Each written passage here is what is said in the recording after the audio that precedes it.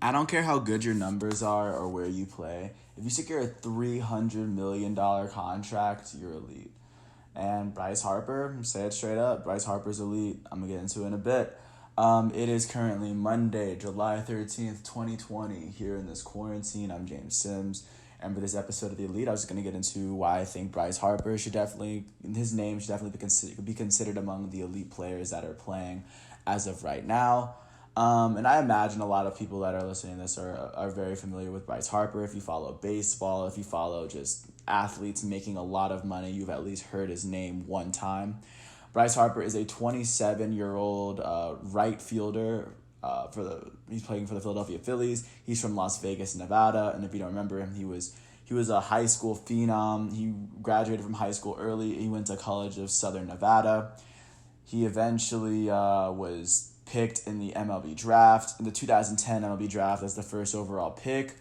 And he was eventually called up early April in 2012, he was named to the All-Star game that year as a 19-year-old. He was the youngest player to become an All-Star. He's the youngest player to ever perform in an All-Star game. I mean, at that point, he was basically labeled the next Ken Griffey Jr. and one of the next savior for baseball. So just to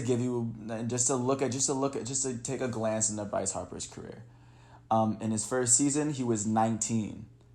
He played 139 games. He finished with 144 hits, more hits than games, 22 home runs, 59 RBIs. He clinched the All-Star game, and he won the Rookie of the Year unanimously by the Baseball Writers of America. And that was his very first year in Washington as a 19-year-old. So, I mean, even that alone should put him into the elite conversation, elite category. And that year, the Nationals ended up winning they won the NL East, and they lost in the NLDS to the Cardinals in the very first round. But this is where Bryce Harper really put a stamp on the league and said, I'm here. His next season in 2013, he played 118 games. The season was injury-riddled. He finished with 116 hits, less hits than games, 20 home runs, 58 RBIs. But he was still named an All-Star that year because I'm pretty sure he started that season, didn't finish it. And then that year, the Nats would go on to finish second in the NL East, of course, after Bryce Harper fell out. His 2014 season, when he was 21, he only played 100 games. He missed the All-Star game that year. That's the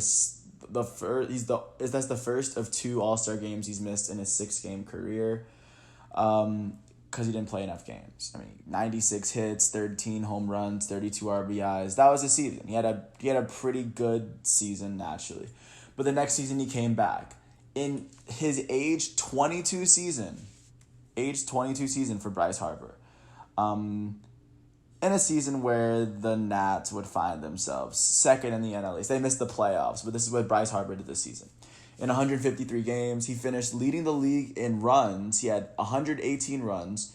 He had 172 hits in those 153 games, more hits than games. He finished with 38 doubles, 42 home runs, leading the National League, 99 RBIs.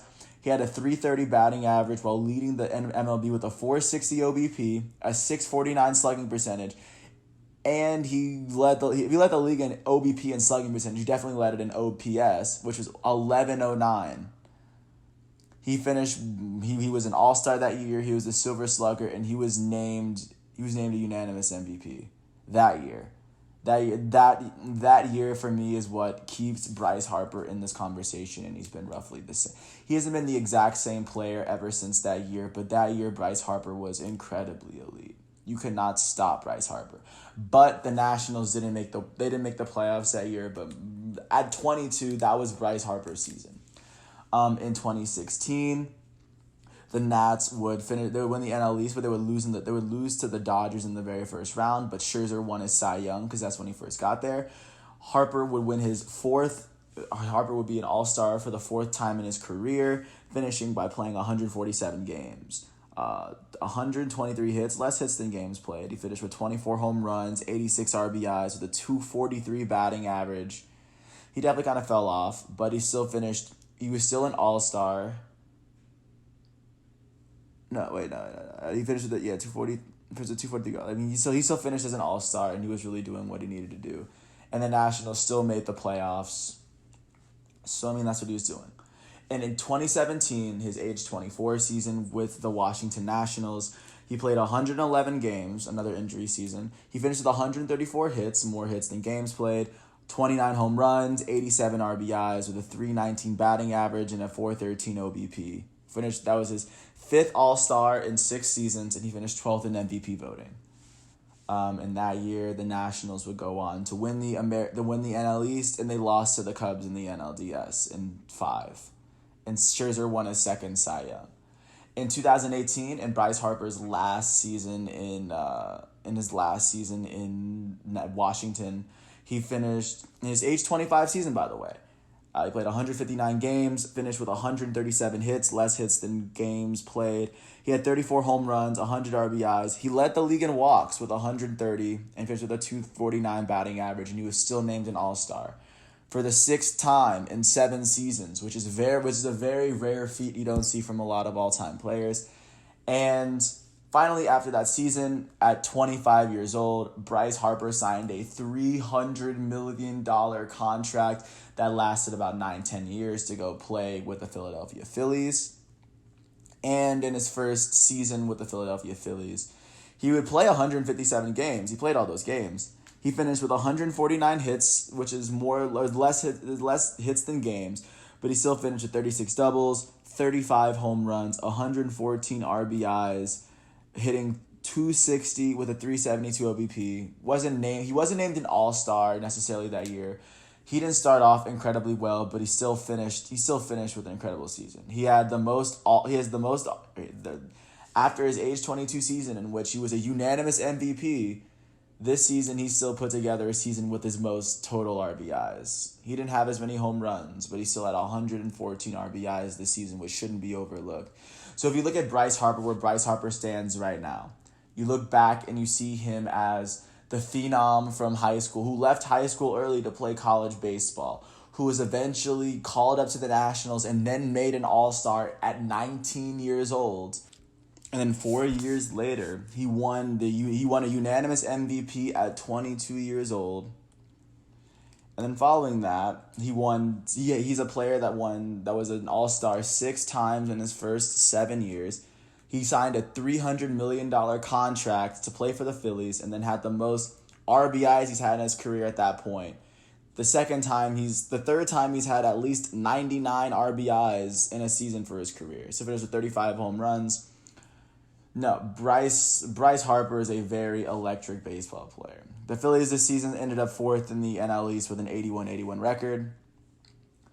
I don't think that Bryce Harper necessarily contributes to wins like a lot of other baseball players do, and it's really tough because each player has to play their own position. So, it's tougher for an individual player to carry a team through to carry a team far.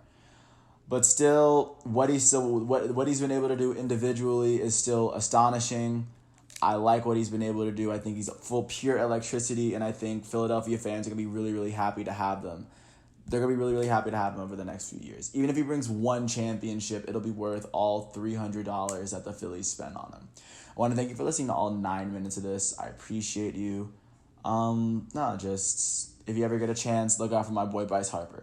He currently wears number 3 and is playing right field for the Philadelphia Phillies. Beware. This dude hits rocket launchers to the moon, but at the same time, he strikes out a lot.